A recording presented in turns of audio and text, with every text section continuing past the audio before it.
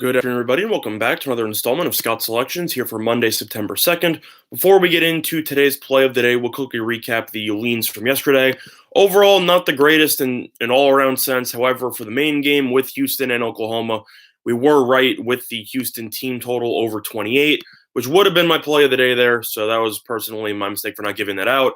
But hopefully you were able to back my lean on that one as Houston ended up scoring 31 points. Definitely a much less stressful bet than the over or under 80, which turned out to be a dreadful push in terms of the under or whatever number you got it as, potentially a loss. That was brutal. But Houston ended up going over on the team total. So far, college football's been pretty kind to us, and hopefully we'll keep that going in the future. However, in terms of today's play of the day, not really a big fan of the Notre Dame and Louisville game. So we're going to go back to baseball on that one. In terms of the play of the day, I was originally leaning to something involving the Dodgers in terms of score first or something along those lines, but the juice was a little bit too high for me on 5 dimes. So instead, we're going to stick with the Rockies versus the Dodgers, but instead we're going to give out a different play of the day, and it will be on the Los Angeles Dodgers team total over 5.5, which is available at plus 105 on 5 dimes. Pitching matchup here is going to be between Lambert and Buehler. Buehler's been fantastic, nothing really to report, but that's not really relevant because we are taking the Dodgers team total. So it is mostly just going to be a fade of Lambert and the entire Rockies pitching staff.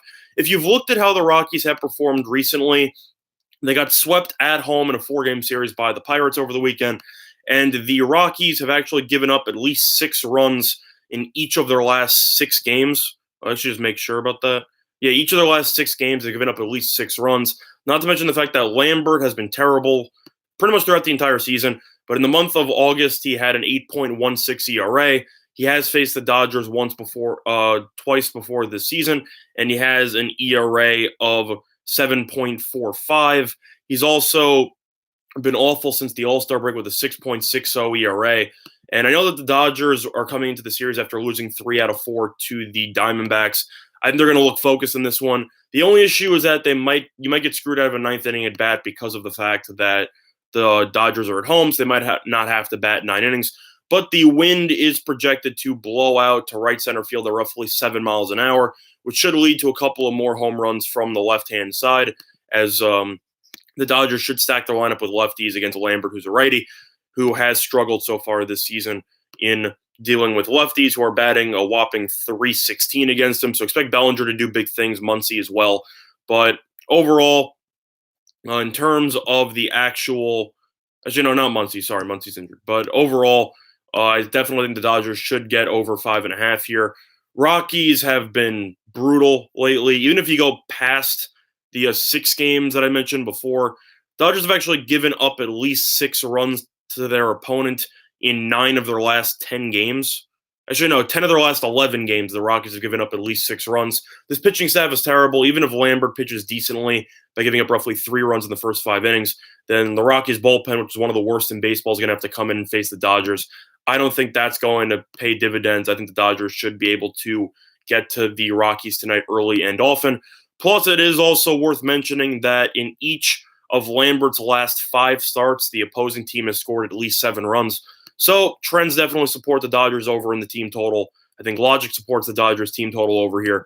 And I think that based on the wind and based on the Rockies' recent performance and how they pretty much punted the season, I would not expect to see them fold here. And I think that the Dodgers should win this game with at least 6 runs. So the Dodgers team total at over 5.5 at plus 105 at 5 dimes is going to be the play of the day. Now, in terms of some leans here, my thoughts on the leans for the college football game, I really have no thoughts here. I know Louisville was terrible last season. They're actually projected to make a bowl game. Notre Dame's ranked 9th. They did make the college football playoff. Ian Book will be back to bring back the bulk of their defense from last year. In terms of the actual thought in this game, very small lean to Notre Dame, but I'm personally not going to pull the trigger. I'd recommend that you shouldn't pull the trigger either. I expect Louisville's home field to be rocking as it is going to be on Monday for Labor Day. And I expect the student section and everybody to pretty much go nuts because they have nothing to do on a Monday night in Louisville. But overall, very small lean to Notre Dame. Not personally giving that out. Other than that, though, looking at the rest of the card here, small lean to the under 10 in the White Sox and Indians game. Is Detweiler great? No. I do think Savale is actually a solid pitcher. I know we ended up winning a play of the day with him sometime last week, even though it ended up coming down to a home run by Kipnis in the ninth. But Savale is still a very solid pitcher, and Detweiler isn't great by any means, but he has faced the Indians before, so I think he could make some adjustments. In terms of the actual total, it's been bet up from 9.5 to 10. Cleveland has been missing Jose Ramirez from their lineup, who is going to be out till late September, potentially entire October, with a broken hand. Lean to the under 10 there. Other than that, though, also a lean to the under 8.5 between the Astros and the Brewers here. Cole's been great since the All-Star break, 6-0 with a 2.35 ERA. Hauser, however, has actually also been pretty decent, as I believe he has an ERA in the 3 since the All-Star break. And the Astros just scored 2 runs yesterday off of a no-hit win by Verlander. But the Brewers have also given up no runs in their last 18 innings, so I expect somewhat of a little pitcher's duel there. I think the Astros will win, but I think that game should end somewhere in the realm of 4-2, give or take, so lean to the under on that one. But the play of the day is going to be on the Dodgers team total, over 5.5, which is available at plus 105 on 5 dimes. Other than that, though, before we conclude today's video, quick reminder of our sponsor, PointsBet. All in sportsbook in New Jersey, a couple of great deals for you. Up to 2 risk-free bets up to $1,000. So if you end up betting on any sports and end up losing, you simply get your money back, which is a great promotion I wish more sportsbooks would use. Other than that, though, that's going to do for this installment of Scott Selections here for Monday, September 2nd. And good luck to all of you and your respective bets today. Bye, everyone.